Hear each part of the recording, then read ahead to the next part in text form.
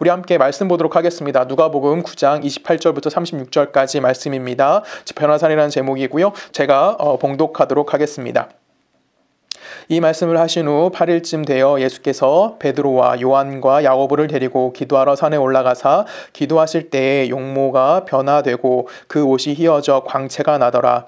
문득 두 사람이 예수와 함께 말하니 이는 모세와 엘리야라. 영광 중에 나타나사 장차 예수께서 예루살렘에서 별세하실 것을 말할세 베드로와 및 함께 있는 자들이 깊이 졸다가 온전히 깨어나 예수의 영광과 및 함께 선 두 사람을 보더니 두 사람이 떠날 때에 베드로가 예수께 여짜오되 주여 우리가 여기 있는 것이 좋사오니 우리가 초막셋을 짓되 하나는 주를 위하여 하나는 모세를 위하여 하나는 엘리야를 위하여 하사이다 하되 자기가 하는 말을 자기도 알지 못하더라. 이 말 할 쯤에 구름이 와서 그들을 덮는지라. 구름 속으로 들어갈 때에 그들이 무서워하더니 구름 속에서 소리가 나서 이르되 이는 나의 아들 곧 택함을 받은 자니 너희는 그의 말을 들으라 하고 소리가 그침에 오직 예수만 보이더라. 제자들이 잠잠하여 그 본 것을 무엇이든지 그때는 아무에게도 이르지 아니하니라. 아멘. 우리 함께 기도하십니다. 사랑의 많으신 아버지 하나님 감사합니다. 우리를 사랑하셨기에 지금 우리가 함께 모여 예배합니다. 또한 이제 말씀 들을 때인데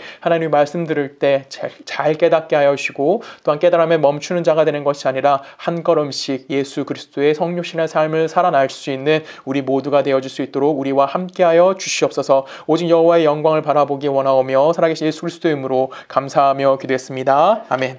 오늘 말씀은 변화산 사건에 관련된 이야기를 좀 나누어 보려고 합니다. 먼저 예수님의 제자인 베드로와 요한과 야고보를 데리고 예수님께서 변화산에 올라가십니다. 그리고 우리가 오늘 함께 읽었던 내용처럼 예수님의 용모와 또한 옷이 변화돼서 자신의 영광의 어떠한 부분을 분명하게 보여주셨습니다. 우리는 알다시피 예수께서 가지신 영광이 지금 변화산에서 보여준 그 어떠한 작은 것보다도 훨씬 더 크다는 건 다 알 수 있습니다. 그렇지만 우리가 가시적으로 변화된 모습이 처음으로 예수님이 제자들에게 보여주셨다는 거고 또한 제자들이 그 영광스러운 모습을 바라보았다라는 것입니다. 동시에 여기서 또 누가 등장합니까? 모세와 엘리야가 함께 자리하고 있었고 자다가 깬 베드로가 그 모습을 보자마자 예수님을 향해서 했던 말이 무엇이었죠? 주님, 여기에 우리가 엘리야와 예수와 그 다음에 모세를 위해서 초막셋을 짓고 싶습니다 라고 이야기합니다. 그때 하늘에서 갑자기 놀라운 일이 발생하게 됩니다. 그것이 무엇이죠? 구름이 그들을 덮쳤다라는 것입니다. 우리 성경을 좀 읽어볼까요? 누가복음 9장 34절입니다. 이 말 할 즈음에 구름이 와서 그들을 덮는지라. 구름 속으로 들어갈 때에 그들이 무서워하더니 구름 속에서 소리가 나서 이르되 이는 나의 아들 곧 택함을 받은 자니 너희는 그의 말을 들으라 하고 라고 이야기합니다. 여기서 중요한 단어가 나옵니다. 구름이 왔다라는 것은 분명히 하나님의 임재를 상징하는 거고요. 그러니까 하나님이 지금 말씀을 하신 소리가 하나 납니다. 근데 그것이 무엇이라고 얘기합니까? 그의 말을 들으라. 나의 아들 곧 택함을 받은 자니 그의 말을 들으라 라고 이야기합니다. 소리가 나는 것은 하나님의 권위가 누구에게 있다라고 이야기하는 거예요. 나의 말을 들으라. 그의 말을 들으라 라고 이야기하는 것은 결론적으로 누구만이? 예수만이 하나님의 권위를 가지고 있는 거지 유대인들이 인정하고 가장 귀하게 여기고 있던 모세나 아니면 엘리야에게 그런 권위가 있지 않음에 대해서 이야기해 주는 겁니다. 즉 모세가 갖고 있는 권세나 엘리야가 갖고 있는 능력이 예수와 대등할 수 없다라는 것을 당연하게 하나님이 선포해 주고 있는 장면이 바로 오늘 이 변화산 사건에서 우리들에게 이야기해 주는 첫 번째 메시지일 것입니다. 우리는 누가복음 9장을 시작하면서 많은 이야기들을 해왔습니다. 그 중에서 가장 중요했던 것은 무엇이냐면 예수님께서 이제 십자가에 달려 돌아가실 것이고 그 돌아가실 것에 대해서 가장 먼저 예수님이 제자들에게 이야기하신 것은 무엇이었냐면 내가 고난을 받을 것이다에 관련된 이야기를 했다라는 것이죠. 분명히 하나님의 영광을 담아내기 위해서 예수님이 이 땅에 오셨습니다. 그리고 예수님께서 그의 삶을 살아가심을 통해서 하나님의 영광이 무엇인지를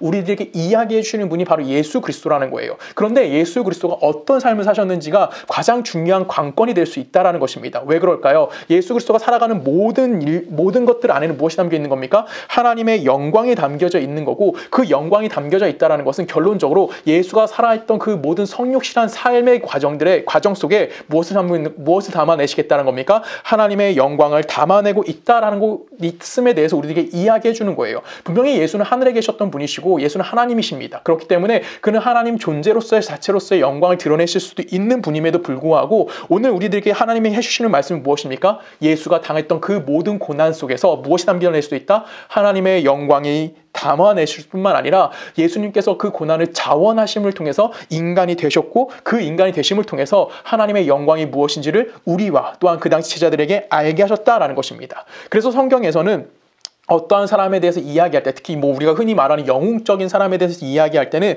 그 영웅의 남다름에 대해서 이야기하지 않습니다. 오히려 성경은 그 영웅이 어떠한 처지에서 나약한 모습을 보여줬는지를 우리에게 끊임없이 설명해 줍니다. 왜 그럴까요? 우리 예를 하나 들어볼까요? 고린도서로 가봅니다. 고린도서 4장입니다.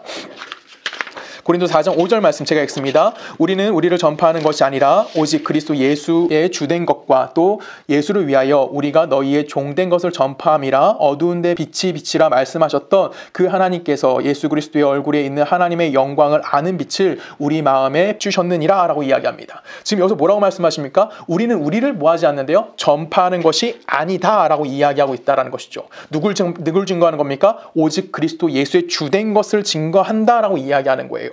우리는 기독교 신앙에서 핵심, 기독교 신앙에서 초점을 어디에 두어야 되냐면 언제나 내가 어떻게 해서 하나님 앞에 항복할 수밖에 없게 된 사람인가에 대해서 이야기해야 되는 겁니다. 그래서 내가 하나님에게 어떻게 은혜를 입게 됐고 그 은혜 앞에 내가 어떻게 감동했고 내가 어떻게 만족함을 통해서 내가 이제는 하나님 앞에 경배를 드립니다. 하나님 앞에 예배하는 삶을 살고 있습니다. 라고 이야기해야 되는 거예요.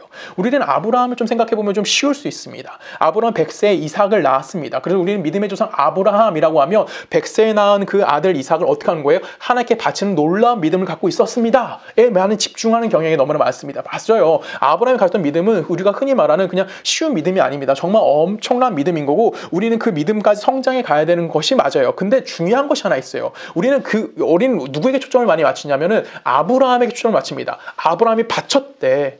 아브라함이 이런 행위를 했대에 더 집중한다라는 거예요. 근데 더 중요한 건 무엇이냐면 아브라함이 믿고 있던 하나님이 누구시기 때문에 어떠한 분이시기에 아브라함은 그애가 100세의 아들 이삭을 하나님 앞에 바칠 수 있었는가? 를 집중해 보아야 하는 거고 성경은 항상 우리들에게 그 이야기를 해주고 있다라는 겁니다. 우리는 누군가를 향해서 저 사람은 참 믿음이 좋은 것 같아. 저 사람은 믿음이 좀 약한 것 같고 아직 좀 더 성장해야 될 것 같아 라고 이야기하는 경우들이 좀 있어요. 보통 이렇게 이야기할 때는 우리는 그 사람이 무엇을 판단하냐면 그 사람이 어떻게 행동하고 있는지를 판단합니다. 대체적으로 예를 들었을 때 저를 예를 들어 볼게요. 저를 예를 들고 좀 그렇긴 한데 저희 어머니를 예를 들어보도록 하겠습니다. 자, 제가 어릴 때 수원에 살고 있었어요. 수원에 살고 있었던 제가 40일 특별 새벽기도를 다녔던 적이 굉장히 많습니다. 저희 어머니한테 끌려다녔어요. 자, 이 모습에 끌려다녔습니다. 분명히 40일 동안 엄청나게 멀었어요. 차 타고 한 30분에서 40분 정도 돼야 되는 거리에 있는 교회를 저는 매일 새벽마다 엄마에게 끌려서 다녔습니다. 자, 이러면 우리는 그 모자의 모습을 바라보면서 어떤 생각을 할까요? 저 모자인 저 이순열 집사와 그땐 조성은 아이였으니까 저 아이는 참 믿음이 좋구나 라고 이야기할 수 있습니다. 근데 예를 들어서 반대로 제가 교회를 안 나가고 그냥 몇 주 동안 정말 교회와 관련된 일도 하나도 안 하고 몇 달 만에 교회를 갔어요. 그럼 사람들이 뭐라고 저를 판단할까요? 조성은이라는 저 사람은 믿음이 좀 연약했었나 봐. 좀 믿음이 힘들었었나 봐. 이제 좀 회복했을까? 라고 생각을 한다는 거죠. 쉽게 말하면 우리는 그 사람의 믿음을 판단할 때 어떻게 판단하게 되냐면 그 사람이 하고 있는 행동이 우리 눈에 좋냐? 좋지 않냐? 내가 인정할 수 있냐? 인정할 수 없느냐를 따지는 거예요. 분명히 하나님은 우리에게 믿음을 요구하시는 건 맞습니다. 그래서 우리는 그 믿음이 하나님 앞에 요구하는 그 믿음이 무엇이라고 생각하냐면 내가 이해할 수 있는 범주 내에서 내가 하나님 앞에 어떤 의지를 가지고 행동을 했고 또한 그 의지를 갖고 행동한 그것이 얼마나 큰 어떠한 결과를 갖고 왔는지에 대해서만 이야기할 수 있다라는 거예요. 근데 하나님이 우리에게 믿음을 요구하신다라고 이야기하는 것은 그 하나님이 우리에게 무언가를 요구하신다라는 그것에 좀 더 초점을 맞춰야 된다라는 거예요. 그 하나님이 누구시기 때문에 우리에게 무언가를 요구하시고 있다라는 거예요. 그런데 그 요구가 내가 얼마나 잘 이해했고 내가 얼마나 잘 순종했느냐와 관련된 이야기를 하는 것이 아니라 그 요구하시는 하나님이 누구신지를 이해하고 있느냐와 더 깊은 이야기인 거고 그것이 오히려 더 본질적인 이야기일 수 있다는 것을 성경은 계속해서 우리들에게 이야기해 주는 거예요. 그래서 성경은 계속해서 우리들에게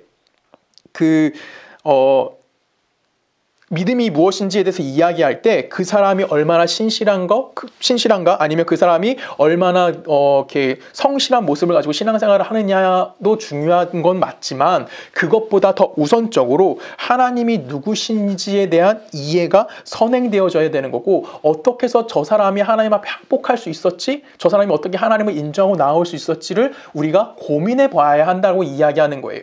제가 종종 교회에 대해서 이야기할 때마다 항상 하는 얘기가 있습니다. 그 얘기가 무엇이냐면 교회는 너무나 다양한 사람들이 와서 한 자리에 모여서 예배 드린다라는 거예요. 아까 우리 성웅 형제가 기도했던 것처럼 분명히 우리가 뭐라고 했습니까? 각자 다른 나라에 있어요 이미. 또한 각자 다른 지역에 있어요.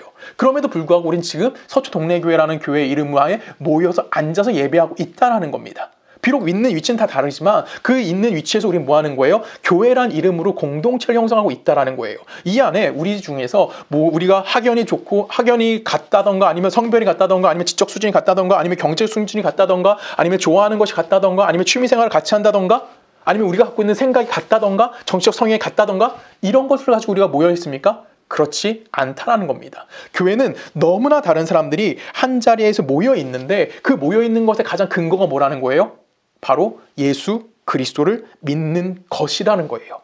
예수 그리스도를 믿기 때문에 예를 들어서 정말 극한 원수 관계라고 할지라도 한 교회에 모여서 뭐 할 수 있습니까? 예배 드릴 수 있다라는 거예요. 그것이 가능한 이유가 뭘까요? 그것이 바로 성경에서 이야기하는 교회의 영광인 거고 하나님 나라의 신비라고 이야기할 수 있는 겁니다. 이것 위에 우리가 무언가 찾아내면 안 되는 거예요. 분명히 오늘 본문에서 예수님께서 자신의 영광스러운 모습, 변화된 모습을 보여주십니다. 변화 사건에서 핵심은 당연히 거기 있어요. 하나님의 영광, 예수 그리스도의 영광된 모습이 이것이다 라고 이야기하면서 그 영광이 무엇인지에 대해서 우리에게 설명해 주는 거예요. 근데 여기서 우리가 또 하나 놓치지 말아야 될 것이 무엇이냐면 그러면 그렇게 영광스러운 하나님이 그렇게 영광스러운 예수 그리스도가 이제 그 영광을 잠시 내버려 두셨다가 지금 내가 고난쯤 받고 십자가에 달려 죽은 이후에 다시 그 영광을 회복할게 라는 이야기를 하시는 걸까요? 그 영광을 밀어두셨다고 이야기할 거예요? 내게 영광스러운 모습은 이렇게 온 몸이 하얀색으로 변화되고 정말 이 세상에서 가장 완벽한 모습 변화된 그 모습만이 나의 영광이다 라고만 이야기하는 걸까요? 절대 그렇지 않다라는 겁니다. 빌립보서 2장으로 갑니다. 빌립보서 2장 5절입니다. 너희 안에 이 마음을 품으라 곧 그리스도 예수의 마음이니 그는 근본 하나님의 본체시나 하나님과 동등됨 을 취할 것으로 여기지 아니하시고 오히려 자기를 비워 종의 형체를 가지사 사람들과 같이 되셨고 사람의 모양으로 나타나사 자기를 낮추시고 죽기까지 복종하셨으니 곧 십자가에 죽으심이라. 이러므로 하나님이 그를 지극히 높여 모든 이름 위에 뛰어난 이름을 주사 하늘에 있는 자들과 땅에 있는 자들과 땅 아래에 있는 자들로 모든 무릎을 예수의 이름에 꿇게 하시고 모든 입으로 예수 그리스도를 주라 시인하여 하나님 아버지께 영광을 돌리게 하셨느니라 라고 얘기합니다. 마지막에 뭐라고 돼 있어요? 하나님께 영광을 돌리게 하셨는데 그 예수가 어떤 예수였어요? 자기를 비워 이 땅에 내려와서 인간의 몸을 되셨고 십자가에 달려 죽기까지 순종하신 모습, 즉 예수의 성육신한 모든 삶 안에 누구의 영광을 담으셨다고 얘기하는 겁니까? 하나님의 영광을 그대로 담아 놓으셨다라고 이야기하는 거예요. 단순히 영광스러운 모습을 잠깐 내버려 두시고 그 영광스러운 모습이 아니라 정말 비천한 모습으로 내가 이 땅에 내려와가지고 너희들과 함께 씨름하며 살았어를 이야기하는 것이 아니라 예수 그리스도의 성육신은 뭘 상징하는 거냐면 하나님의 영광이 담아져 있는 모습이 무엇인지 이야기하는 거예요. 그 영광을 담기 위해서 예수님께서 뭐 하셨습니까? 우리를 위해서 이 땅에 찾아가셨고요. 우리를 위해서 뭘 하셨습니까? 우리의 편이 되어주셨고요. 또한 우리를 위해서 뭐 하셨습니까? 인간에게 결코 신의 영역에서 찾아올 수 없는 죄인된 모습의 자리까지 찾아오신 거예요. 그 현실 가운데 찾아오셨고 그 고통과 비극과 현실까지 내려오심을 통해서 자기를 뭐 하셨습니까? 비우셨고요. 자기를 낮추셨다는 분이 누구라는 겁니까? 예수 그리스도는 겁니다. 근데 그 낮춤과 비움 속에 무엇을 담아내신 거냐면 바로 하나님의 영광을 담아내셨다라고 이야기하는 겁니다. 우리가 성경이 우리들에게 이야기하는 이 얘기에 좀 집중해서 생각해 보아야 될 필요성이 있어요. 우리는 보통 누군가 위대한 사람에 대해서 이야기할 때 그 사람의 갖고 있는 힘이나 아니면 어떤 권력이나 아니면 어떤 지적 수준이나 아니면 그가 갖고 있는 경제적 수준에 따라서 그 사람을 가치를 좀 판단하는 경향이 좀 있기도 합니다. 근데 솔직히 우리가 좀 고민해 볼 필요성이 하나 있는 게 있어요. 내가 어떤 사람이 힘이 세고 어떤 사람이 돈이 많고 어떤 사람이 지적으로 뛰어나다고 해서 무조건 그 사람을 존경합니까? 라고 질문을 던지면 여러분 다 아니라고 대답을 하실 거예요. 맞아요. 우리는 그 사람이 갖고 있는 어떤 면 때문에 그 사람을 존경하거나 그 사람에 대해서 우러러보는 것이 아닙니다. 그 사람에게 내 인생을 의지하는 것이 아니에요. 우리는 어떤 사람을 의지하거나 어떤 사람에게 어떤 사람을 존경한다라고 이야기할 수 있을까요? 답은 간단합니다. 그 사람이 나를 찾아와 줬고 또한 그 사람이 어떤 위치에 있던지 간에 나와 같이 낮아진 자리를 찾아와 주고 뿐만 아니라 그 사람이 나를 뭘로 대해주는 거예요? 인격자된 모습으로 나를 대접해 주는 거예요. 그때 나는 뭐 할 수 있는 거예요? 그 사람에 대해 존경심을 가질 수 있는 거고 그 사람을 또한 나와 다른 또 다른 사람으로 인정해 줄 뿐만 아니라 내가 그 사람을 따를 수 있는 자가 되어질 수 있다라는 겁니다. 우리 쉬운 예를 한 사람을 좀 이야기해 볼까요? 한경직 목사님이라는 분이 계십니다. 이 사람은 여러분 뭐 제가 설교 시간 뿐만 아니라 뭐 한국에서 신앙생활 하시는 분들은 다 아시는 목사님입니다. 자, 이분은 어떤 분이시죠? 분명히 대단하신 분입니다. 그렇죠? 어떤 분이시냐면 한국인 최초로 템플턴 상을 수상하신 분이에요. 이 템플턴 상이라는 것은 기독교에서 말하는 노벨 평화상과 같은 수준의 굉장히 인정받는 상이에요. 그러니까 한 사람으로서 굉장히 기독교적인 역사, 기독교적인 뭔가 업적을 남긴 사람이라는 것을 세계에서 인정한 사람이 누구냐면 한경직 목사님이라는 분이십니다.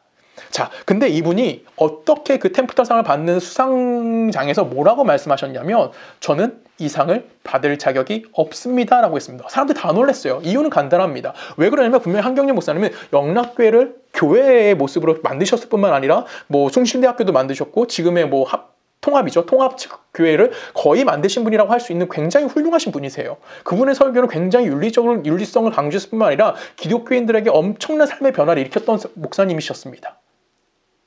근데 이분이 나는 상을 받을 자격이 없습니다 라고 이야기하면서 덧붙여서 뭐라고 말씀하셨냐면 나는 일제시대 때 신사참배를 했기 때문에 나는 감히 이 상을 수상할 수 없습니다 라고 이야기했습니다.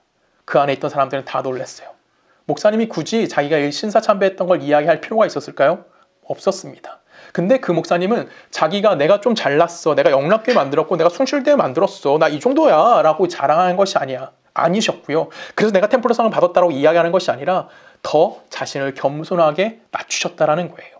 그리고 그분이 은퇴하신 후에 그분이 어디서 사셨냐면 남한산 성교에 사셨습니다. 그리고 많은 목사님들이 특히 젊은 목사님들이 그 목사님을 찾아가가지고 그 목사님의 식견에 대해서 궁금해했어요. 어떻게 해서 이 목사님이 훌륭한 삶을 살 수 있었을까? 그리고 마지막으로 자에게 권고의 말씀을 요청했을 때마다 이 목사님이 젊은 목사님들을 향해서 뭐라고 말씀하셨냐면 예수님 잘 믿으세요 라고 말씀하셨다고 합니다. 이게 무슨 얘기일까요? 예수님을 안 믿는 자들일까요? 아니에요. 더 예수를 닮아갈 수 있는 사람이 되어줘야 한다는 거예요. 자신이 그런 삶을 살아가고 있기 때문에 그분도 역시 뭐 할 수 있는 겁니까? 그 수많은 젊은 목사님들을 향해서 예수를 닮으라고 이야기하는 거고 예수를 잘 믿는 사람으로서 살아가야 함에 대해서 이야기한다는 겁니다. 그렇기 때문에 수많은 목사님들이 그분이 갖고 있는 분명히 옳지 못했던 모습들도 존재합니다. 그럼에도 불구하고 많은 목사님들이 그 한경직 목사님을 존경하고 한경직 목사님을 인정할 수밖에 없는 이유는 바로 그분이 뭐 했다는 거예요? 겸손하게 오셨을 뿐만 아니라 자신의 그 자랑할 만한 그 무언가를 자랑했던 것이 아닌 자신의 가장 겸손한 모습으로서 모든 사람을 대해 주셨기 때문에 많은 목사님들, 저를 포함한 많은 목사님들이 그분을 존경할 수밖에 없게 되어졌다는 거예요. 그래서 우리는 잘 생각해보면 이겁니다. 뭐냐면 우리가 사람에게 끌린다라고 이야기하는 것은 그 사람이 갖고 있는 강한 힘이나 아니면 그 사람의 갖고 있는 그 어떠한 특징 때문에 그 사람이 끌린다라고 이야기하지 않아요. 우리 또 하나 예를 들어볼까요? 프랑스 얘기하면 우리는 보통 누구를 많이 떠올릴까요? 저는 프랑스 하면 뭐 나폴레옹 아니면 그렇죠. 나폴레옹을 제일 많이 떠올려요. 프랑스 하면 딱 나폴레옹이 떠올라요. 사람을 부르라고 하면. 요즘은 뭐 그렇죠. 또 다른 사람도 있긴 하겠지만 저 같은 경우는 나폴레옹이에요. 왜 그럴까요? 멋있잖아요. 말 타고 맨날 이런 말 타고 막 칼 들고 이런 모습도 있고 굉장히 좀 멋있는 이미지고 정복자의 이미지고 힘이 강한 사람의 이미지입니다. 근데 막상 프랑스인 사람들에게 가장 존경하는 사람이 누굽니까? 라고 질문 던지면 나폴레옹은 그렇게 많이 나오지 않는다고 합니다. 누가 나오냐면 파스테르가 나옵니다. 왜 그럴까요? 파스테르는 프랑스에서 겪고 있던 광견병의 치료제를 개발했던 사람이 누구냐면 바로 이 백신을 만든 사람이 파스텔이라는 사람이에요. 그래서 이 사람들은 프랑스 사람들이 그 사람이 끌릴 수밖에 없었던 이유는 뭐냐면 자신의 삶이 뭘 받은 사람이에요? 영향을 주었고 실증의 문제를 해결해 줄 뿐만 아니라 많은 사람들에게 많은 사람들이 그 필요로 하는 문제에 유익을 준 사람이기 때문에 모든 사람들이 뭐 하게 됐다는 겁니까? 공감할 수 있게 되어졌다라고 이야기하는 거예요. 우리는 여기서 생각해봐야 될 것이 바로 이 공감의 능력, 힘을 좀 생각해볼 필요성이 있다는 겁니다. 잘 생각해볼까요? 하나님께서 우리를 죄에서 구원하시기 위해서 이 땅에 내려오셨어요. 인간의 모습으로 오셨고요. 우리를 찾아와 주셨습니다. 거기서 끝난 것이 아니라 십자가에서 우리를 위해서 뭐 하셨습니까? 당신이 직접 그 자리에서 죽음을 맞이해 주셨어요. 그 안에 무엇을 담으셨습니까? 하나님의 진정한 영광이 있다는 것을 우리는 끊임없이 배워왔고 앞으로도 끊임없이 이야기할 것입니다. 그렇기 때문에 하나님은 단순히 저 멀리 계신 분이다. 그리고 저 멀리에서 초월적인 힘을 가지시고 우리가 잘하나 못하나 이렇게 멀리서만 우리를 지켜보는 분이 아니시다는 것을 우리에게 이야기해주고 있다는 거예요. 하나님은 직접 인간의 모습으로 이 땅에 오셨고요. 그분이 하신 약속을 이루기 위해서 예수 그리스도의 성육신한 삶을 살아갔을 뿐만 아니라 그 성육신하심을 통해서 고난을 직접 체험하심을 통해서 자신의 영광된 모습을 그 안에 담아내셨다라는 거예요. 그렇기 때문에 우리는 뭐 할 수 있는 겁니까? 예수를 단순히 신으로의 신적 영역으로 보는 것이 아니라 우리를 이해해주고 내 마음과 내 고통을 공감해줄 수 있는 분을 인정했기 때문에 내가 그분 앞에 뭐 할 수 있는 거예요? 내가 항복하고 그분을 인정할 수밖에 없게 되어진다는 겁니다. 요한복음 17장에서 이 이야기를 또 합니다. 10장 18절입니다. 아버지께서 나를 세상에 보내신 것 같이 나도 그들을 세상에 보내었고 또 그들을 위하여 내가 나를 거룩하게 하오니 이는 그들도 진리로 거룩함을 얻게 하려 함이니이다. 내가 비옵는 것은 이 사람들만을 위함이 아니요 또 그들의 말로 말미암아 나를 믿는 사람들도 위함이니 아버지여 아버지께서 내 안에 내가 아버지 안에 있는 것 같이 그들도 다 하나가 되어 우리 안에 있게 하사 세상으로 아버지께서 나를 보내신 것을 믿게 하옵소서. 내게 주신 영광을 내가 그들에게 주었사오니 이는 우리가 하나 된 것 같이 그들도 하나 되게 하려 함이니이다. 곧 내가 그들 안에 있고 아버지께서 내 안에 계시어 그들로 온전함을 이루어 하나가 되게 하려 함은 아버지께서 나를 보내신 것 같이 또 나를 사랑하심 같이 그들도 사랑하신 것을 세상으로 알게 하려 함이로소이다 라고 예수님께서 기도하시는 장면이 나옵니다. 자, 여기서 중요한 것이 하나 있어요. 하나님이 누굴 보내셨습니까? 예수를 보내신 것 같이 라는 단어가 계속해서 반복되어져서 나타납니다. 즉 나를 이 땅에 보내신 분이 하나님이라는 거예요. 그리고 그 하나님이 보내신 예수를 통해서 우리가 예수를 믿게 되었고 예수를 믿음을 통한 우리를 통해서 또 무엇이 되겠다고 말씀하시는 거냐면 나를 통해 전달되어질 예수를 또한 믿게 될 그 사람들에게도 내가 하나님의 영광을 갖고 있다는 걸 보여줘야 하는 거예요. 예수의 영광이 내 안에 있다는 것을 가르쳐주기 위해서 예수님이 뭐 하셨다고요? 당신의 영광스러운 모습을 우리들 안에 담아 놓으셨다라고 이야기하는 거예요. 그것이 바로 예수의 제자들의 삶의 모습인 거고 그 제자들을 위해서 예수님이 뭐 하신 겁니까? 예수님이 제자들을 이 땅 가운데 보내셨다라는 것이 바로 오늘 성경에서 우리들에게 이야기해 주는 거예요. 하나님 아버지가 어떠한 분이시고 하나님이 우리들에게 가장 중요한 것을 드러내시는 것이 가장 확실하게 보이는 증거가 무엇이냐면 바로 예수 그리스도의 성육신이라는 거예요. 여러분 이걸 우리는 잊으면 안 되는 겁니다. 우리는 하나님을 생각할 때 단순히 저 멀리 계신 하나님, 능력자 하나님, 초월자 되신 하나님 분명히 맞는 표현입니다. 근데 우리는 어떤 하나님을 자꾸만 놓치냐면 하나님의 영광이라는 부분을 자꾸만 하늘에서 뭔가 우리가 범접할 수 없는 것을 드러내시는 분으로만 생각한다라는 거예요. 근데 성경은 끊임없이 우리에게 뭘 강조합니까? 하나님의 영광은 예수 그리스도의 성육신 안에 담겨져 있다라고 이야기합니다. 뿐만 아니라 예수 그리스도의 성육신을 따라가야 되는 제자들의 인생, 그들의 삶 안에도 무엇을 담았다는 거예요? 하나님의 영광을 담아냈다라고 이야기하는 겁니다. 즉 우리의 모두의 삶은 누구의 영광을 담은 삶입니까? 하나님의 영광을 담은 삶인 거고요. 또한 우리는 또 우리 안에 무엇이 담겨 있는 겁니까? 내 삶의 모든 영역이 바로 하나님의 영광이 담겨져 있음을 우리들에게 이야기해주고 있다라는 거예요. 예수가 걸어간 그 길, 그 안에 무엇이 담겨 있습니까? 하나님의 영광이 담겨져 있습니다. 우리는 변화산에서 변화된 예수 그리스도의 영역, 그 변화된 모습 안에서 분명히 하나님의 영광이 무엇인지를 보여주셨습니다. 진짜 인간이 다가갈 수 없는, 감히 모세와 엘리야가 쫓아갈 수 없는 그 하나님의 영광이 무엇인지를 분명히 예수님의 제자들에게 분명히 보여주셨어요. 그럼에도 불구하고 또 다른 하나님의 영광된 모습을 어디에 보여주십니까? 예수의 성육신 안에 또 다른 하나님의 동일한 영광을 그 안에 담아 두셨다라는 거예요. 우리는 하나님을 믿고 예수를 믿는다라고 이야기하는 것은 내가 세상 사람들 앞에서 무언가 대단한 능력이 있는 것 같아 보여야지만 그것이 하나님이 영광 받으시는 목적이라고 생각을 합니다. 그래서 많은 교회들이 무엇을 지으려고 노력했어요? 많은 건물들을 지음을 통해서 이것이 하나님 받으신 영광입니다. 분명히 하나님 받은 영광인 거 맞습니다. 근데 거기에만 집중해 나머지 우리가 실패한다던가 우리가 좌절한다던가 아니면 우리의 연약한다던가 내 인간의 한계점에 부딪힌다던가 내가 눈물 흘린다던가 아니면 내가 정말 힘들어서 한숨 쉬는 그것 안에 하나님이 영광을 담으신다는 것은 감히 상상하지 못했다라는 것이에요. 여러분, 예수님의 생애를 돌아보십시오. 예수님은 끊임없이 기도하셨고요. 예수님은 수도 없이 많은 눈물을 흘리셨습니다. 성경을 좀 같이 읽습니다. 마가복음 1장 35절에 보면은 새벽 아직도 밝기 전에 예수께서 일어나 나가 한적한 곳으로 가사 거기서 기도하시더니, 요한복음 11장 35절에 보면은 예수께서 눈물 흘리시더라 라고 이야기합니다. 이 눈물 흘리셨다는 것은 나사로 얘기예요. 나사로의 죽음 앞에 예수가 눈물을 흘리셨다고요. 인간의 모습으로 나약한 모습 가운데 있으셨을 뿐만 아니라 정기적으로 새벽마다 예수님이 뭐 하셨다고요? 기도하는 생활을 하셨다는 거예요. 인간적으로 힘들었기 때문에 분명히 예수도 분명히 그런 모습 가운데 살갈 수밖에 없었다는 겁니다. 뿐만이 아니에요. 예수님 십자가 위에서 뭐 하셨습니까? 하나님, 어찌하여 나를 버리십니까? 제가 이렇게 하니까 좀 안 살죠. 절규하신 거예요. 하나님, 나 왜 나 죽겠어요. 막 이렇게 기도한 거예요. 이런 절규하셨다고요. 그리고 마지막에 뭐라고 하셨습니까? 다 이루었다 라고 하면서 예수님은 돌아가십니다. 거기 무엇이 있는 겁니까? 하나님의 영광이 있는 거고 그 안에 하나님의 비밀이 담겨져 있다라는 거예요. 우리가 이길 때만, 내가 봤을 때 신앙이 어떠한 성장을 보일 때만 하나님이 우리의 영광을 받으시는 것이 아니에요. 오히려 인간의 나약함, 예수께서 찾아오신 그 낮고 천한 자리, 내가 정말 불확실함, 그 다음에 막막함, 그 다음에 모호함, 이런 것들 가운데 예수 그리스도의 성육신의 기적을 가지고 우리가 살아가고 있다는 것을 잊지 마셔야만 하는 겁니다. 그래서 바울은 디모데전서 1장에서 자신이 예수 믿는 자의 삶이 어떤 삶인지에 대해서 우리들에게 이야기를 해줍니다. 우리 디모데전서 1장 12절입니다.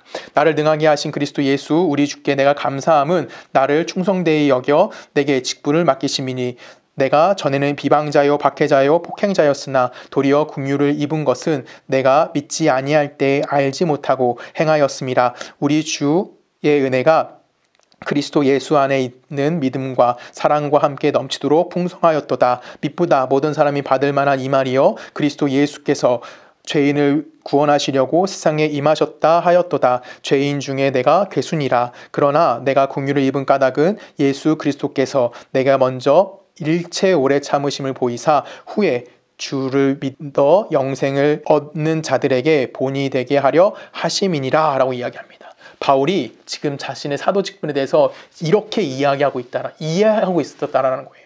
여러분, 우리는 보통 사도라고 생각하면 굉장히 좀 능력 있는 자들이라고 생각할 수도 있습니다. 왜 그럴까요? 간단합니다. 특별한 직분이잖아요. 역사상에서 뭐 존재하지도 않았어요. 딱 이 시대에만 존재했어요. 예수 그리스도로 만났고 예수 그리스도 제자화된 사람들, 예수가 선택한 제자들을 우리는 뭐라고 합니까? 사도라고 하기 때문에 그들은 왠지 모를 좀 우리와 남다른 조건을 갖고 있을 뿐만 아니라 그들의 자격이 좀 뭔가 있기 때문에 그들을 하나님이 예수님께 선택하지 않았을까라고 쉽게 생각할 수도 있습니다. 하지만 바울은 절대 그렇지 않았어요. 바울은 자신을 뭐라고 표현합니까? 15절에 보면은 죄인 중에 내가 괴수다라고 이야기합니다. 바울이 내가 뭐라고 얘기하는 거예요? 나는 괴수 중에 죄인 중에 괴수야. 그럼 쉽게 말하면 뭐라는 거예요? 가장 못난 사람이다라는 거예요. 남보다 못난 자가 왜 어떻게 해서 사도가 될 수 있을까요? 이것이 하나님이 일하시는 방법인 거고 이것이 우리를 부르신 예수 그리스도가 누군지 알게 하기 위해서 가장 최적화된 가장 좋은 본보기가 될 수 있기 때문에 예수님은 바울을 선택했다라고 이야기하는 겁니다. 여러분, 무협 영화 많이들 보셨을 겁니다. 무협 영화 같은 때 보면은 어떠한 청년이 그쵸 갑자기 부모를 잃었다던가 아니면 그걸 복수하기 위해서 이제 스승을 찾아가려고 준비를 합니다. 근데 이럴 때 보통 이 사람이 열심히 준비하고 스승을 찾아가요. 어떠한 고수를 찾아갑니다. 그리고 고수를 찾아가 대련을 신청합니다. 이때 고수들은 어떻게 그 청년을 대합니까? 그쵸? 어떻게 대하죠? 그냥 쉽게 상대해요. 뭐 어떤 사람은 술 먹다가 싸우는 사람도 있고 칼 이렇게 싸우는 사람도 있고요. 좀 보지도 않고 뭐 칼집에서 칼을 뽑지도 않고 그 불편함을 갖고 그냥 싸웁니다. 아니면 어떤 사람은 팔을 묶고 싸우기도 합니다. 그런데 결과는 당연히 누가 이깁니까? 고수가 그냥 이겨버리죠. 이유는 간단합니다. 고수이기 때문에 이기는 거예요. 주인공이 아무리 발악한다고 할지라도 그 고수를 절대 이길 수가 없습니다. 그래서 주인공이 결론적으로 뭐 하게 되죠? 고수에게 제자로서 들어가게 되어지는 거예요. 오늘 하나님은 바울을 이렇게 사용하시겠다라는 겁니다. 어떻게 해요? 칼집에 담긴 칼처럼 바울을 사용하시는 거고요. 팔을 묶여있는 팔처럼 바울을 사용하시겠다라는 거예요. 왜 그럴까요? 하나님이 바울이 이렇게 사용하실 수밖에 없는 이유는 하나님이 얼마나 대단한 분이신가를 어떠한 권세나 어떠한 능력이나 아니면 어떠한 지식 안에 담아 보이시지 않게 하기 위해서라는 거예요.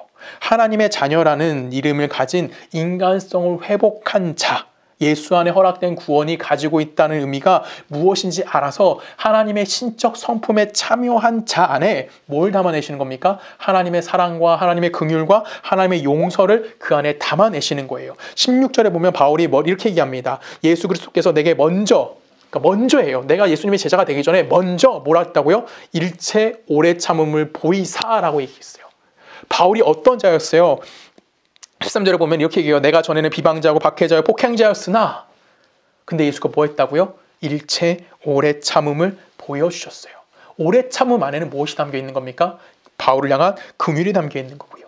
바울을 향한 용서가 담겨 있는 거고요. 바울을 향한 하나님의 자비하심이 담겨져 있는 거예요. 그리고 그 참으심 안에 무엇을 드러내시는 겁니까? 하나님의 영광을 드러내시는 겁니다. 그래서 바울을 하나님께서 어떻게 사용하시겠다고요? 하나님의 영광을 담는 존재로서 그를 사용하시겠다라고 하나님께서 선포하시는 겁니다. 하나님의 위대하심, 하나님의 위대하심 저는 여기 있다고 생각해요. 왜 그러면 하나님 앞에 당시 가장 큰 반대자, 가장 크게 예수를 거부했던 자, 그 자가 누굽니까? 바로 바울이었어요.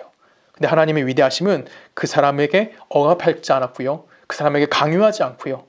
어느 날 그를 만나주셨고 그의 가장 연약한 부분 가운데 함께 해주셨어요. 그리고 하나님이 그를 뭐 하셨습니까? 하나님의 영광을 담으신 거예요. 쉽게 말하면 하나님 입장에서 인간 말종 같은 바울에게 하나님의 영광을 담아내셨습니다. 바울이 어떤 능력 때문에 하나님의 영광을 담아냈다고 이야기하지 않는 거예요. 그래서 바울이 로마 시민권을 갖고 있었던지 그가 뭐 엄청난 지식을 갖고 있었던지 아니면 그가 가지고 있는 능력이 얼마나 좋았는지에 대해서 바울의 사도직에 대해서 이야기하지 않습니다.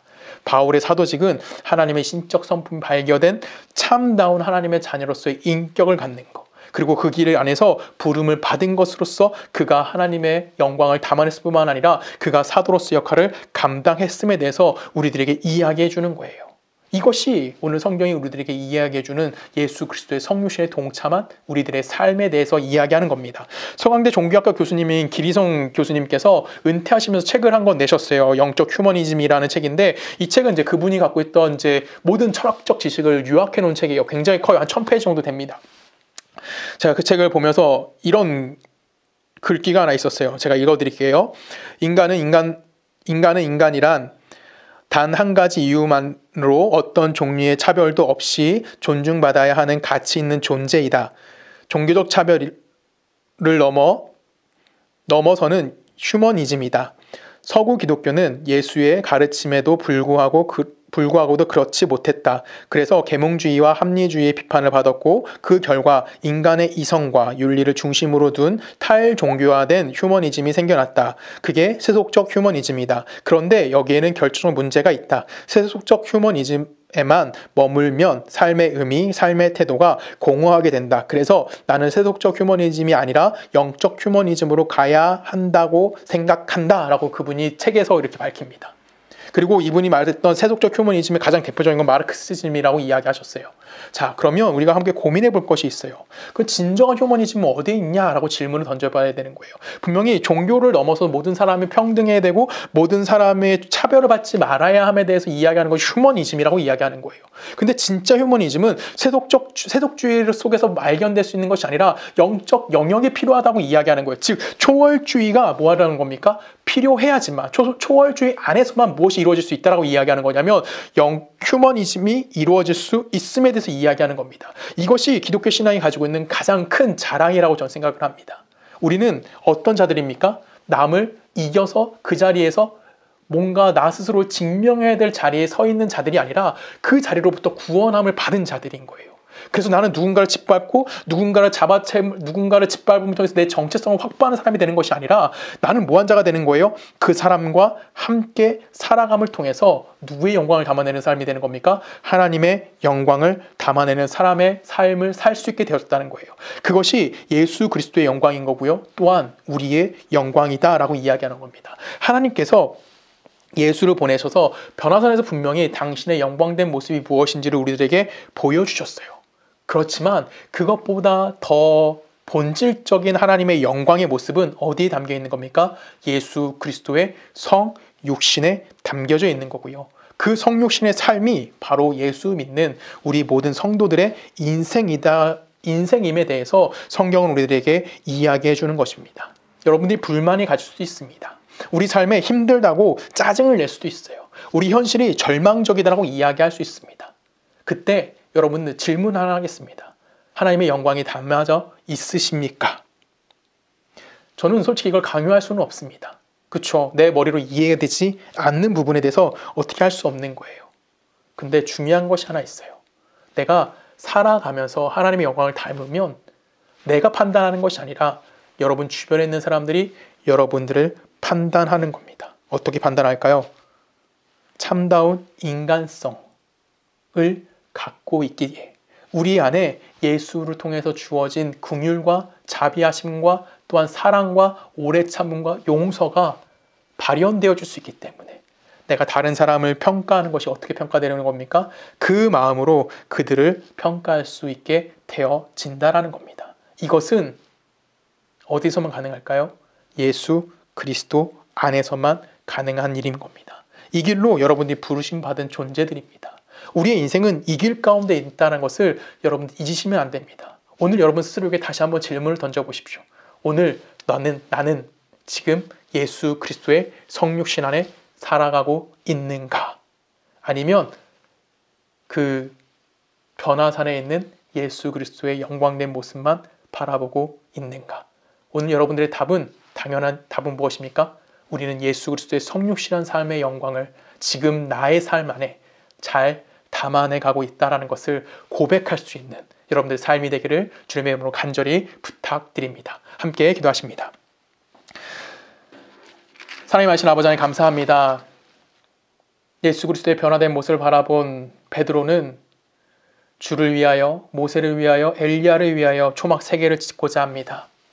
그때 하나님은 베드로를 향해서 예수의 말을 들으라 라고 명령하십니다. 하나님, 우리는 어떤 삶을 살아야 되는지 고민하기 원합니다. 내가 영광스러운 모습이 내가 이기고 내가 승리하는 자리에만 하나님의 영광이 있는 것이 아니라 예수 그리스도가 인간의 나약한 모습 가운데 찾아오셨고 그가 성육신한 삶을 통하여 하나님의 영광을 그의 인생에 담아내셨듯이 또한 우리가 예수가 우리를 제자 삼아 주셨고 우리를 파송함을 통하여 예수의 영광을 우리 안에 담아주셨던 것처럼 우리가 그 영광을 하나님의 영광을 내 인생 가운데 담아낼 수 있다는 것을 고백하며 또한 내가 지금 이 시간 하나님을 의지하며 살아갈 수 있는 우리 모두의 인생이 되어지길 원합니다. 지금 우리 주 예수 그리스도의 은혜와 성부 하나님의 사랑과 성령님의 내주되심이 예수 그리스도의 성육신을 살아가기를 고백하며 또한 소원하는 우리 모든 서초동네 교회 성도님들의 삶과 그들의 가정과 그들의 직장과 또한 그들이 살고 있는 모든 나라 가운데 지금부터 영원히 함께 하시기를 간절히 축원하옵나이다. 아멘.